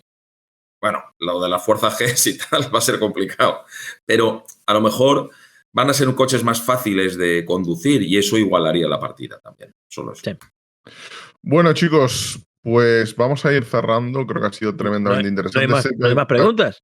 No hay más preguntas. Hay muchas más preguntas. El problema es que tenemos ahora al doctor en robótica dentro de 5 minutos, Pepe Beltrán, pero espero que podamos hacer una segunda parte, porque se han quedado muchas preguntas por contestar y creo que además ha sido interesantísimo. Editaremos esto para YouTube, lo editaremos en formato podcast y bueno, yo creo que lo he pasado muy bien. Creo que vosotros también lo habéis pasado muy bien. Chicos, espero que os haya gustado haber escuchado a Gonzalo y a Virutas como a mí. Así que bueno, don Gonzalo Gobert, ¿algo que añadir antes de cerrar? Pues que muchísimas gracias a todos, Jordi. Ha sido un placer para mí. Gracias a Virutas, buen amigo, lo conozco hace mucho tiempo y es un crack. Y un abrazo a todos los que nos han aguantado hasta las 11:30 porque tiene mérito. Oye, pues cada vez había más gente. Yo creo que ha gustado mucho y veo que, lo siento, sé que se han quedado preguntas sin contestar, pero a las 11:30 tenemos otro programa. Virutas, ¿algo que añadir, Zapi? Únicamente que para mí es un placer estar siempre por aquí, charlando, de amistad, de amigos. Es una pena no poder contestar las preguntas, pero bueno, si está el siguiente invitado programado para esta hora, pues no nos queda más remedio que despedirnos y hacerlo. Bueno, importante, Gonzalo no ha insistido en que él dirige uno de los mejores grandes premios de MotoGP de toda la temporada. Yo recomendaría a todo aquel aficionado a las motos, sobre todo a los que nunca han estado, que es una experiencia única ver un gran premio de MotoGP en Valencia. No es la carrera, es lo de menos, es la vivencia, es el ambiente, es el ruido, es la gente que te rodea, es la camaradería que se vive, la experiencia. Vivimos un tiempo limitado y es justo y necesario aprovecharlo. Solo se vive una vez, por favor, asistan en alguna ocasión o a un gran premio de Fórmula 1 o a una carrera de MotoGP. Yo he estado en una pila, he trabajado 15 años en solo moto y he estado en muchas, ya no voy a más, ya voy a ver amigos, voy a ver a amigos como Gonzalo y a ver si este año igual nos animamos y vamos los tres y nos juntamos los tres en el paddock del circuito de Cheste. Déjame decir una cosa, te agradezco la promoción, Zapi. Déjame decir una cosa que siempre me ha llamado la atención. Yo, una de las cosas que hago los sábados del Mundial, me doy un paseo por los palcos donde tenemos las empresas y saludo a nuestros, al final son nuestros patrocinadores, ¿no? Nuestros clientes. Y me llama la atención porque me ha pasado más de una, más de dos y más de tres veces que me presentan a un grupo de gente y se me acerca alguna mujer y me dice, oye, mira, director y tal, yo no soy aficionada a las motos, pero me lo estoy pasando bomba. Y eso es una cosa que realmente siempre me ha llamado la atención porque tú dices, alguien que no le gustan, que es un mundo ajeno, no sigue el campeonato y se lo está pasando bomba y teta, también me han dicho, me estoy pasando teta, pues, en fin, será por algo, ¿no? Por la atmósfera, por todo, por lo que lleva y lo que tú acabas de decir, Zapi, es una experiencia que como mínimo una vez en la vida hay que tener.